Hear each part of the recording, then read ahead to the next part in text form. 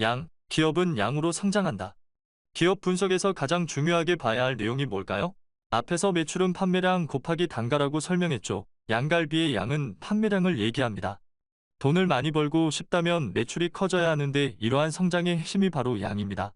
계속 강조하건대 미래 이익이 성장하기 위한 가장 선결 조건이 바로 양입니다. 여러분이 편의점을 열려고 준비한다고 가정하겠습니다. 편의점을 시작하겠다고 다짜고짜 본사에 전화해서 가맹점을 내달라고 조르지는 않을 겁니다.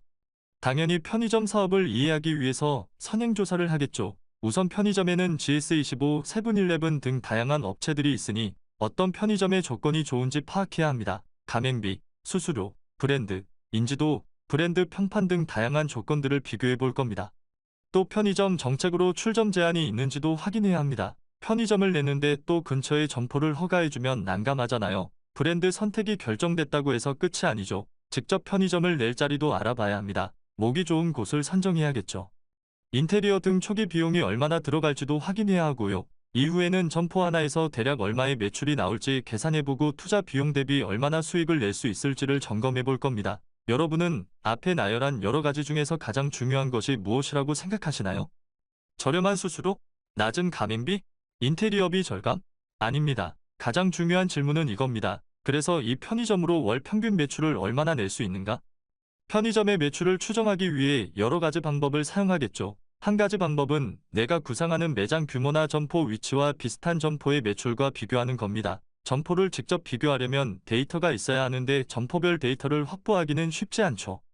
더군다나 직접 비교할 수 있는 점포 데이터 구하기는 더 어려울 것이고요. 그렇다면 구할 수 있는 데이터에서 출발해야 합니다. 가령 전체 편의점의 평균 고객 1인당 매출을 안다고 하죠. 이제 확인해야 할 것은 편의점을 이용하는 사람이 얼마나 될까? 입니다.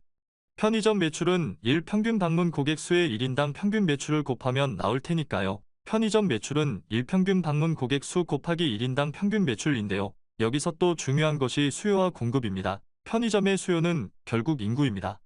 여기에서 입지 관련 고민을 하게 되겠죠. 배후에 주거지가 있어서 방문할 수 있는 사람이 많은지, 주거지는 없지만 오피스가 있어서 유동인구가 많은 곳인지 등을 점검해 볼 겁니다.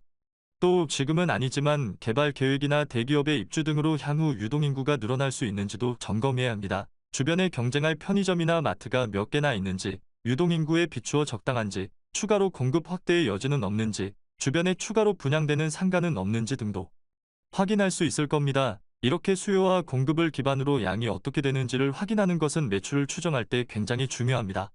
충분한 양이 나오지 않는데 덜컥 사업을 시작하면 수익은커녕 투자원금도 잃을 수 있기 때문이죠. 그런데 이렇게 현상을 확인하는 것만으로는 부족합니다. 적극적으로 양을 늘릴 수 있는 전략도 고민해야 하죠.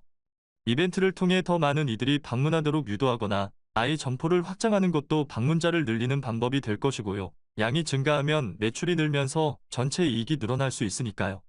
주식 투자를 할 때도 가장 중요하게 볼 것은 양입니다. 업황이 좋아서 또는 기업의 기술 경쟁력이 탁월해서 앞으로 쭉 양이 성장할 수 있는 산업이나 기업을 찾아야 합니다. 장기적으로 양의 성장이 보이면 미래 성장성까지도 미리 반영해서 주가가 단기간에 급등하는 경우가 많습니다. 여기서 주의할 점은 성장성이 보인다고 해도 이미 주가가 급등했다면 그 성장성을 선반영했을 확률이 높다는 점입니다. 그러니 향후 높은 성장률이 유지될 수 있는지, 성장률이 꺾일 위험은 없는지 등을 더 면밀하게 살펴봐야 하죠. 2023년 초 전기차 판매 증가에 대한 기대감으로 단기 급등했던 2차전지가 좋은 사례입니다. 만약 전기차 시장 확대라는 장밋빛 전망만 보고 투자했다면 2023년 말로 가면서 2차전지 기업들이 급락할 때 크게 손실을 볼 수 있었겠죠. 주가 급락이 2차전지 기업들의 성장이 끝났기 때문이냐? 그건 아니었습니다. 다만 미래 양의 급격한 성장을 선반영했다가 예상보다 성장률이 둔화하면서 주가가 급락한 것이었죠. 다시 한번 주가는 미래 이익 성장률의 함수임을 보여주는 사례입니다.